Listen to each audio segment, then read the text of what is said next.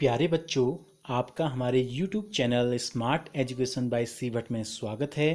मैं हूं चंदन भट्ट, आपके लिए लेकर आया हूं रोज की तरह आसान मेथड में कुछ नए प्रश्न। अगर आपने अभी तक हमारे चैनल को सब्सक्राइब नहीं किया है तो प्लीज़ चैनल को सब्सक्राइब कर बेल आइकन पर क्लिक कर ऑल के ऑप्शन पर क्लिक कर लें ताकि वीडियो अपलोड होते ही आपको सूचना प्राप्त हो जाए।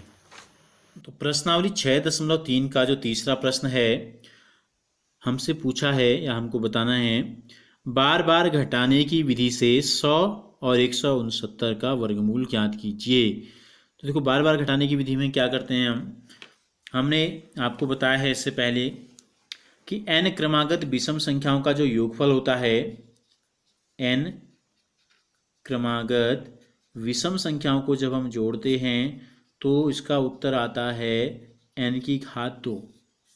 हमने करके भी देखा था डिटेल में, तो कितना आया था n की घात 2। तो यानी कि अगर हम दो विषम संख्याओं को जोड़ेंगे क्रम से 1 धन 3 तो उत्तर कितना आता है 4।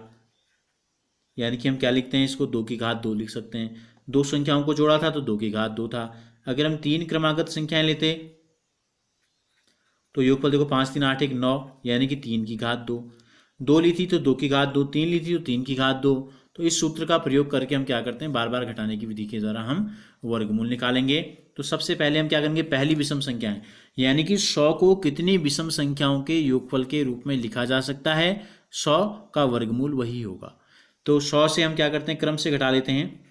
देखो 100 में से 1 घटाएंगे तो कितना आ जाएगा, 99 आ जाएगा। फिर 99 में से क्या घटाएंगे, दूसरी विषम संख्या क्या है 3 है, तो कितना आ जाएगा 96 आ जाएगा। फिर 96 में से कितना घटाएंगे, तीसरी विषम संख्या क्या है 5 है, तो आ जाएगा 91। फिर 91 में से घटाएंगे अगली विषम संख्या 7 है, तो कितना आ जाएगा, ये आ जाएगा आपका 84 आ जाएगा। फिर 84 में से घटाएंगे अगली विषम संख्या यानी कि 9, तो कितना आ जाएगा, 14 में से हासिल लेंगे, 14 में से 9 गया 5, ये बच गया 7, 75 आ गया। फिर 75 में से घटाएंगे अगली विषम संख्या 11, तो देखो 5 में से 1 गया 4, 7 में से 1 गया 64 आ गया। फिर 64 में से अगली विषम संख्या घटाएंगे, 64 में से अगली विषम संख्या कितनी आएगी, 11 के बाद 13 आएगी, तो देखो 4 में से 3 गया 1, 6 में से 1 गया 5। फिर 51 में से घटाएंगे अगली विषम संख्या 15 आती है 13 के बाद, 11 में से 5 गया 6, 4 में से 1 गया 3, 36 आ गया। फिर 36 में से घटाएंगे 15 के बाद आने वाली विषम संख्या 17, ठीक है, तो 16 में से 7 घटाएंगे 9 आ जाएगा, 2 में से 1 घटाएंगे 1 आ जाएगा। अब आ गया 19, 19 में से घटाएंगे अगली विषम संख्या 19 आएगी, कितना आ गया 0। तो ये प्रक्रिया कब तक हम करते हैं, जब तक कि 0 ना आ जाए। तो कितने बार हमने घटाया, जितने बार हमने घटाया 0 लाने के लिए वो संख्या जो है 100 का वर्गमूल हो जाएगा। तो देखो 1 2 3 4 5 6 7 8 9 10, कितने बार घटाया 10 बार, तो इसलिए 100 का जो वर्गमूल हो जाएगा ये हो जाएगा 10। सीधे हम इस प्रकार से लिख सकते हैं, ठीक हो गया। इसी प्रकार हमें क्या करना है, 169 को करना है।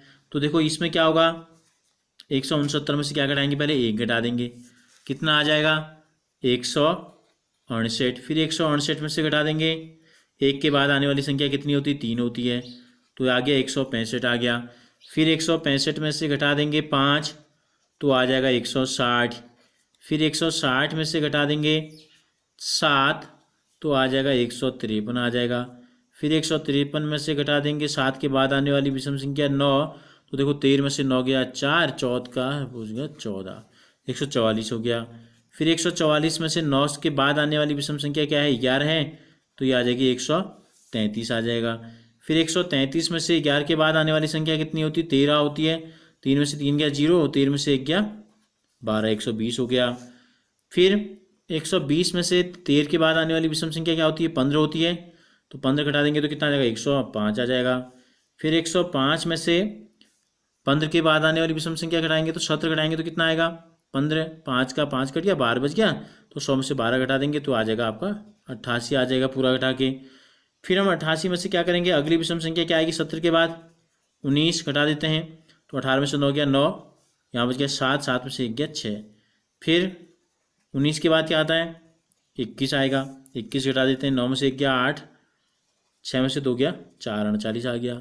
अब 39 में से घटाएंगे 21 के बाद क्या आती है विषम संख्या 23, तो 8 में से 3 गया 5, 4 में से 2 गया 2, 25 आ गया। अब 25 में से घटा देंगे 23 के बाद की विषम संख्या आती है 25 बराबर, ये आ गया। तो कितने बार में 0 आया ये हमको देखना है, उतना हो जाएगा वर्गमूल। तो गिनते हैं यहाँ से 1 2 3 4 5 6 7 8 9 10 11 12 13 बार में 0 आया है। तो इसका मतलब जो 169 का जो वर्गमूल है ये आ गया आपका 13।